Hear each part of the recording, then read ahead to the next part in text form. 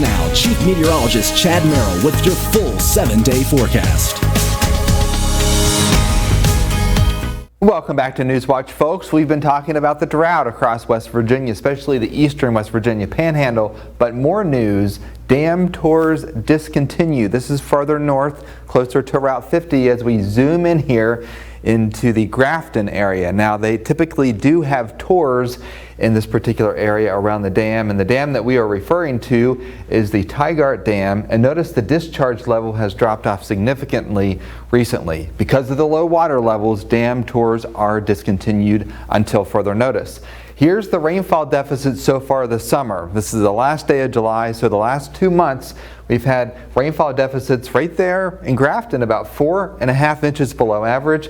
The rest of the state between 2 and 3.5 inches behind. So we need all the rain we can get. We'll start to make up for lost revenue over the weekend. Louise sent this photo of a squirrel just chilling out on the deck here. And those squirrels are trying to find food too because of the drought. Now, if you notice, today was sunny, but it wasn't that blue of a sky. That's because we have a little bit of smoke coming across the mountains. This is basically smoke that stems all the way back into California from some of the wildfires in California. So it's going around the periphery of high pressure, and that's why the sky was a little bit hazy today. Now, we are clear on the radar, but we have a complex of storms that will head to our south in Kentucky and Tennessee. Now, on the northern part of that, 1 or 2 storms firing up in Ohio, and one of those will move close to the Route 19 corridor later this evening. But the atmosphere is juiced from the upper Midwest all the way down along the periphery of this high pressure. So this is where the severe threat is, folks, to our west and south over the next 24 hours. You can also see the complex of storms coming around that area of high pressure. And do you see this low in the northern Rockies? As it moves east, it will be responsible for a more widespread area of showers and storms come Friday and Saturday across our region as these lows again move around the periphery of this high pressure. It's 98 in Oklahoma City, but 72 in Fargo. So under this heat dome, we have very hot temperatures.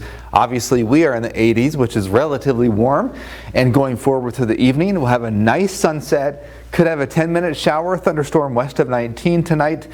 Temperature 65 degrees. You wake up to a couple of showers very early tomorrow and then a late day storm, isolated to widely scattered in nature, the high 86 degrees. Here's the high pressure that is baking the southern plains.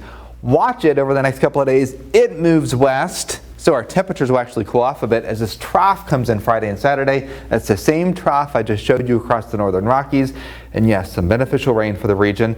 And then the heat ridge expands back to the east again early next week. Goes back west, comes back east, so it's kind of playing cat and mouse with us over the next couple of days. But eventually, folks, it wins out, and we are in for a stretch of dry and hot weather towards the middle of the week after next. Here's the tropics. We have this area of low pressure. It's moving north and east, probably become the next tropical storm, likely staying off the east coast. Your 7-day forecast locally, there we have the 80s, and there's the 100% chance your garden's going to get watered.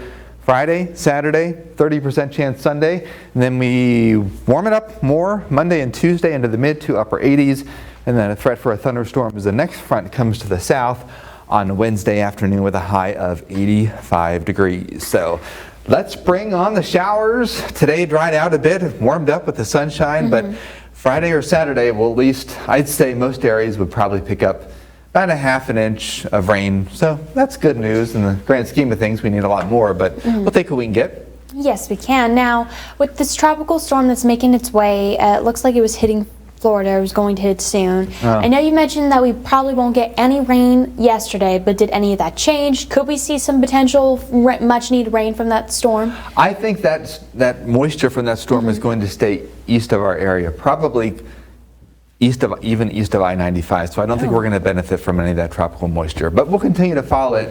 But it should become a tropical storm, maybe a hurricane. So beachgoers just have to keep an eye out for it. I don't think it's going to cause any significant damage on the East Coast. I think it'll go just off the coast. But some rain east of I-95 looks likely later next week. All right, we'll be sure to take a moment to appreciate the rain on Friday.